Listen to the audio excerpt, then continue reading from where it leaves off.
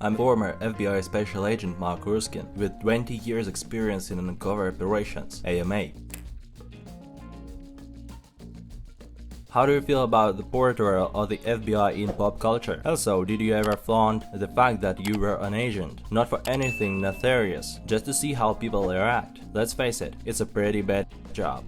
Agents are, for the most part, very nice guys and girls with great humor, not like in the films at all, and we did not flaunt it. I would tell people that I was an attorney and leave it at that. A friend from San Juan, Bob, would tell people he worked for Social Security. He never had a follow-up question. It's not the kind of job you want everyone to know you're doing, just a matter of discretion. And if one person in your building finds out, as happened to me in San Juan, then the whole building knows. What are some of the differences between real-life FBI agent work and what you see in movies? FBI agents have, or used to have, a great sense of humor. In the films like Die Hard, they're all black suits and green faces. We're taking over now. That never happens. We'd kid around with the locals, cops and trooper, and work together all the time. What percentage of construction companies in a close proximity to New York City would you say are involved in the mafia? The La Cosa Nostra case that I worked in the mid-2000s involved money laundering and hot deals. I could not comment with any personal knowledge on construction. In terms of doing illegal things to keep your cover, is there a line that UCs can't, won't cross? In other words, what would an UC do if the crew they had infiltrated wanted them to join on a murder or assassination attempt? There are absolutely lines that cannot be crossed. There is policy for UCs and informants concerning authorized criminal activity. Some property crime might be authorized in order to avoid compromising the safety of the UC or CI, not violent crime, and that is realistic. Many real criminals may be found with property crime and want nothing to do with violence. If I, in my UC capacity, refuse to participate in a violent act that does not compromise me as a UC, no way, I'm a thief, not a killer. If you want to risk a 20-year stretch and enjoy hurting people, that's your business. Count me out. If anything, my credibility as a real criminal just went up. When you were UC on Wall Street, what was your cover? Trader, lawyer? Did that kind of cover require a lot of financial education? In Comcar, I started off as a clerk on the floor of the COMEX, one of the commodities exchanges, learned the business, and a year later passed the written and practical exams to become a local trader on the NYMEX. The case went down in flames after someone recognized me from my time at the DA's office and blew my cover. When the case was over, it did occur to me that I could earn much more as a broker than as an agent. But if making a lot of money was a prime motivator, I wouldn't have led the law to become an FBI agent. What kind of clothing would you regularly wear? The stereotype is just that, for the movies. An agent going out on an interview, particularly in a white-collar case, will wear business attire. I would dress to fit the role I was playing, from street hustler with lots of gold chains, courtesy of FBI seized property, to a fine European jewel thief in elegant suit and $30,000 watch. Did you find it difficult to juggle between all the different aliases? What alias was your favorite, and do you ever bust them out anymore now that you're retired?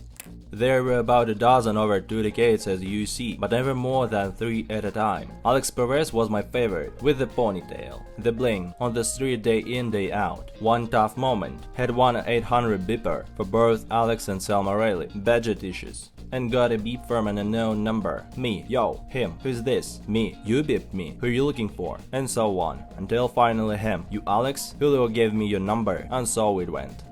One of the big plot points in UC stories is when the criminals test the agent by having him commit a criminal act in front of them. Does that really happen? Did it happen to you? Meeting with one of the heroin organization players at a hotel LaGuardia Airport for a bite. I asked him casually how good it was, meaning what percent purity. He misunderstood and answered, I don't use this stuff, I sell it. I almost fell off the corner of the bed I was sitting on. The point, if a real drug dealer can say that he does not use the merchandise, then certainly I can. So, if any dealer would want to test me, I don't use this poison. This is about money, lots of money. Completely credible. If a subject were to ask me to commit some kind of criminal act so as to prove myself, the response, in line with being a real criminal, would be, what, are you kidding? Forget about it. I'll take my business elsewhere. Looking like I was willing to walk away from a deal always enhanced my credibility. Did you ever slip up and mix up characters? How do you recover from these situations? I never mixed up alias IDs. Each one was tailored to a specific case, each a unique persona. It was not that hard to keep them apart. When possible, I would try to use the same birthday, so as not to have to remember a dozen of them.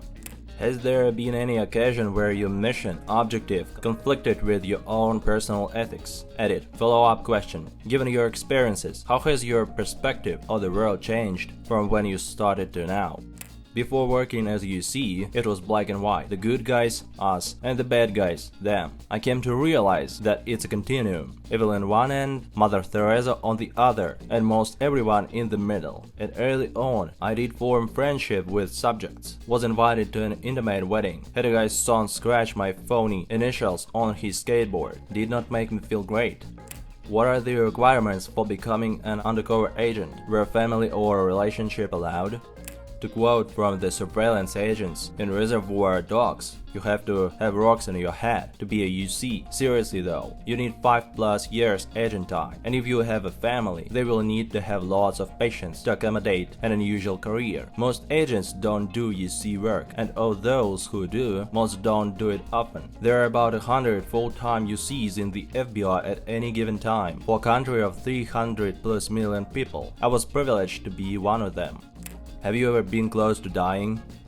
In the Buenos Aires shootout, there was a minor miracle. The shooter on the back of a motorcycle fired one round into my Ford Escort's windshield. I returned fire. Later, the locals found, a few yards from my car, the magazine clip from his 9mm Glock, full of ammo. After he fired the first round, the one already chambered, the magazine fell out. Either it was not properly seated, or he inadvertently depressed the release. Had that not happened, he would have sprayed 15+ rounds into my windshield, and you wouldn't be AMAing me today. You don't look Asian. How did you infiltrate a Chinese gang? As the nephew of imprisoned Mexican cartel boss Joe Sandoval, his fellow inmate, Bing Gong Yang, serving life for kidnapping and murder, ran his heroin organization from inside prison. Gil was pretending to run his cocaine business, with me as his trusted lieutenant, and we wanted to expand into the heroin business, and so it went. Hi Mr. Erskine, would you please shed some light on the psychology of the people you have met UC during your investigations? Would you also talk about the motivations and behavior of the bad guys? Did you find any patterns of similarity between them? The motivation is usually greed, as is often the case with those who are not technically bad guys. Just that in the case of the subjects I dealt with, they did not let laws interfere with their business activities. For the Malaysian Chinese heroin dealers, it was all business. It just happened that selling heroin was immensely more profitable than selling a legit product. What were the most important things to do or remember while undercover? You have to be on constantly, never out of character, and think like a criminal, act like one, not like a cop. A cop would ask, where did you get the heroin, guns, whatever? A real criminal couldn't care less. I never asked that kind of question, which would set off alarm bells with the subjects, even though the persecutors often pushed me to do so. By acting like one of them, I was accepted as one of them. During an undercover operation, have you ever got this feeling? Oh, they know, that's it, this is my end. If yes, how you coped up with it? I was in the car with the subject. He was driving, generally a big mistake for a UC, but this was in the early days, and I learned as I went along. And he said to me, how do I know you are not an FBI agent? I was posing as an Argentine public official receiving bribes in exchange for contracts, a white-collar case. My response was that if anyone should be worried about the law, it was me, not him, as in my country they'd lock me up and throw away the key if I got caught. For some reason, the logic seemed to satisfy him, and the moment passed. I know when preparing a new alias, you try to get as much real-life experience to make sure the alias is authentic. Did you ever have to do anything disturbing, unethical, illegal when preparing for a new alias? And if so, what did you have to? An example of the kinds of unusual things I'd need to learn. For one case, I went to waste management facility in South Florida to learn about the working of the business. Over the years, I learned a little bit about a lot of professions in order to get on the inside. As to unethical, it depends how you view lying. I was constantly lying about who I was, my history, etc. I learned to live a lie, but nothing illegal, and no lying that would bring harm or loss to innocent bystanders, except a little bit in Comcar. I learned my lesson. often appearing to be doing illegal activity when I really wasn't, selling hot swatches at 1/3 of list, out of the trunk of my car in Run DMV to create the appearance of being a hood. I had really bought them at market price, legitimately.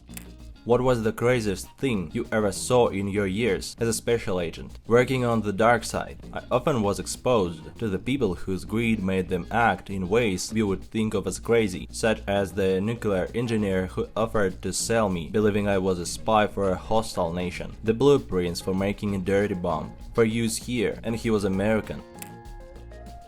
Thanks a lot for watching, and don't forget to watch other videos.